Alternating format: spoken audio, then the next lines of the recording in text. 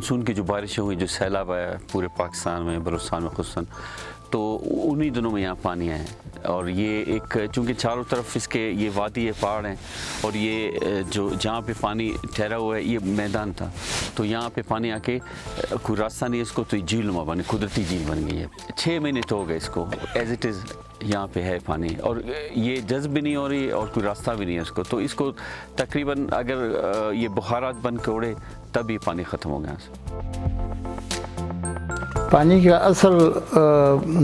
جو بہاؤ ہے وہ سمندروں کی طرف ہوتی ہے، مگر پہاڑوں میں ٹیکٹونک فورسز کی وجہ سے کچھ علاقے ایسے کہ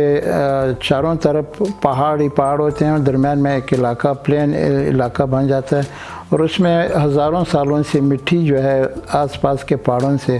بارش کے ذریعے بہہ کر کے نیچے چلی جاتی ہے اور ڈپازٹ ہوتی ہے، اور وہ اتنی فائن گرین ہوتی ہے کہ اس میں سے پانی کا گزر ممکن نہیں ہوتا، تو اس لیے وہ گراؤنڈ واٹر کو ریچارج بھی نہیں کر رہا ہوتا، تو پانی کا نکلنے کا راستہ بھی نہیں ہے اور پانی ریچارج بھی نہیں ہو رہی تھی، تو اس لیے جھیل بن جاتی ہے، اور وہ کافی عرصے تک وہ پانی جو ہے نا وہ کھڑا رہتا ہے۔ بلوچستان کے ان علاقوں میں جہاں پر مٹی اور پلین ایریا موجود ہو تو لوگ اس میں باغات اگا دیتے ہیں، ان کو پہلے سے پتہ نہیں ہوتا ہے کہ زیادہ بارشوں کی وجہ سے یہ کبھی جھیل بھی بن سکتا ہے۔ ابھی بھی ادھر پانی بہت ہے، بندہ ڈوب بھی سکتا ہے۔ ہمارا دادا بھی بولتا تھا، ماما بھی ہے ہمارا، وہ سارا بولتا ہے کہ اتنا پانی ہم نے نہیں دیکھا۔ ٹماٹر بھی تھا، دوسرا چیز ادھر بہت تھا، ابھی سارا ختم ہو گیا۔ یہاں پہ مین جو کراپ ہے وہ سیب ہے، سیب کے باغات، اور ایک سیب کو تیار ہونے میں 8 سے 10 سال لگ جاتے ہیں۔ باقی خوبانی ہوئے، زردالو وغیرہ یا آڑو وغیرہ، اس کو 3-4 سال لگتے ہیں تیار ہونے میں، لیکن چونکہ پانی کی وجہ سے سارے باغات اب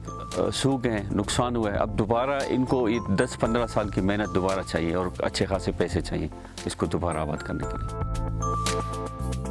تقریباً اس کی جو ورتھ ہے وہ کوئی 6 کلومیٹر کے قریب ہے، اور جو پانی جہاں تک ٹھہرا ہوا ہے 12 سے 15 کلومیٹر ہوگا پانی، اور یہ سائڈ پہ اب جتنے اس پانی کے ساتھ ساتھ اس کے ساتھ ساتھ سارے باغات ہیں نا،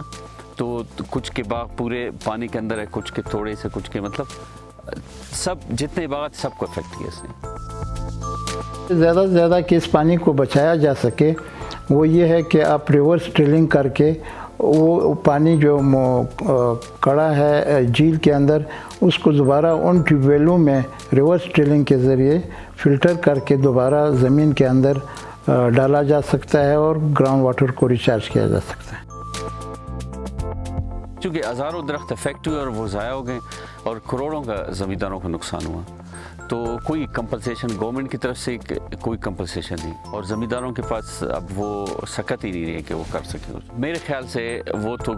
اگر ان کو کوئی کمپنسیشن گورنمنٹ کی طرف سے نہیں ملتی تو 50 سال سے زیادہ پیچھے چلے گئے وہ۔